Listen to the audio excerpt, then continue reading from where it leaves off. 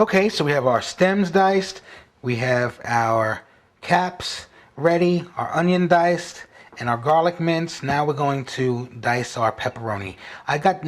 Usually I don't cut meat on my wooden cutting board, but this is different because it's already cooked. It's been cooked before I even bought it. So this is fine. So what we're going to do is we're going to take, and also, just so you know, I got them cut pretty thick. I'm going to start with 2 at a time here. I'm just going to stack them on top of each other and just cut them down lengthwise, like so. And we're just going to go back over this. It's actually pretty tough to cut. So just do it really hard here, like that. Okay. And then I'm just going to turn them the other way. Let's get rid of these for now. And we'll just cut across the same way we do with the onion.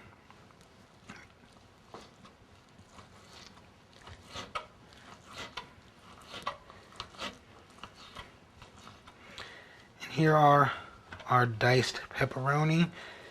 If you want to get it smaller, just go over them one more time, like so.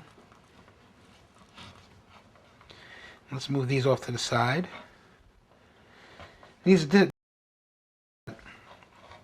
So we'll just work on these.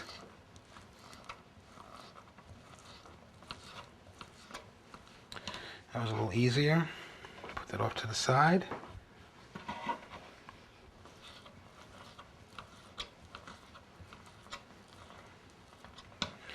And there you have it. It's our pepperoni. Just push it off to the side. So I'm going to work on these two right here, and we'll see you on the next step.